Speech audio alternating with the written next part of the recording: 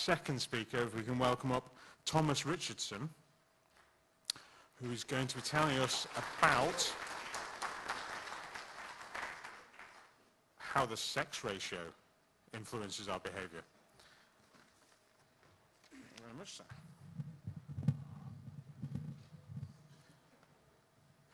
Hey everyone, I'm Thomas Richardson. I'm a PhD student at the University of Manchester in evolutionary biology, and I study how evolution has influenced not just our bodies, but also our minds and our behaviours.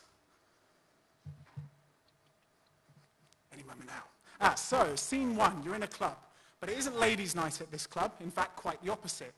It seems like there are 3 men for every woman. A man slaps his wallet down on the bar next to a group of girls and orders a bottle of Grey Goose vodka for £300.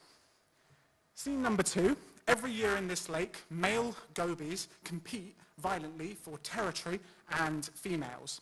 But one year, overfishing results in lots of the males being plucked out. And we see an interesting thing where we see complete gender role reversal. Females now fight for territory and for the attention of males. So what do these 2 things have in common? Well, both of them are cases of an imbalance of sex ratio. Either there are too many males or there are too many females. And across thousands of species, organisms respond in similar ways to sex ratio imbalances, suggesting that there is an evolutionary basis. And the sex ratio can influence our behaviour at multiple levels. So the sex ratio of this room right now, of your office at work, of the city of Liverpool, or even the entirety of the UK, may all be influencing your behaviour in different ways. So the fact that we see these similar patterns in animals and humans suggests that evolutionary biology, alongside the social sciences, can help us understand how the sex ratio influences our behaviour. And the key here is competition for partners or mates. Mating is the name of the game in evolution. It influences so much of our behaviour. And when one sex is rare and the other is common, the common sex must compete more for the rarer sex or risk not having a mate at all. And so, for example, when there are too many women in the population, women tend to wear shorter skirts and more makeup to attract a male. Likewise, when there are too many men in the population, men cheat less on their partners and spend more on engagement rings. So I've been crunching some data. Crunching some European data to suggest that in areas where there are too many women, women tend to be unhappy, even the ones in relationships, which suggests they might be settling for a substandard partner. And in China, where the sex ratio is very strongly male-biased because of the one-child policy, there are very high depression rates among older men who live in male-biased areas. Some say the suicide rates can be up to 11% higher. But evolutionary biology can often lead to counterintuitive insights. So, for example, would you say that a society that has too many men is more violent or less violent? Surprisingly, the answer is that these societies are less violent.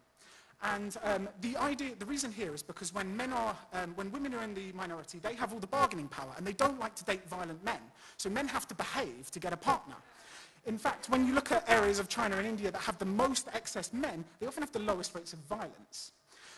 It can also drive changes in the economy. So in areas that have too many men work longer hours and are more likely to found businesses to attract a partner. So GDP goes up and unemployment goes down.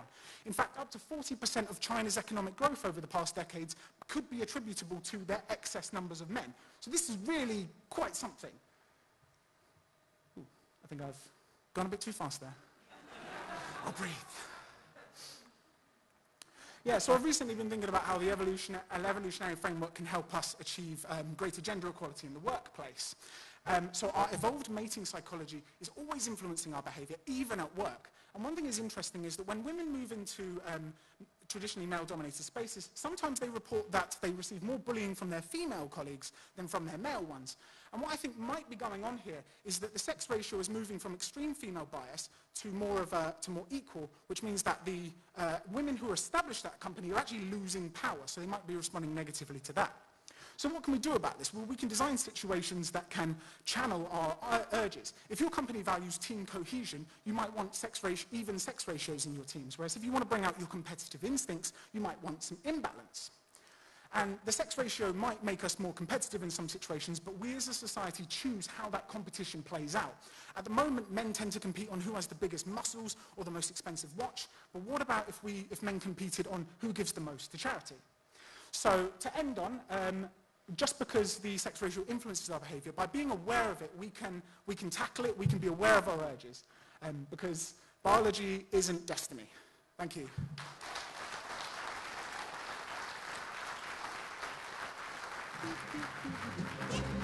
Now I'm the king of the swingers. Oh.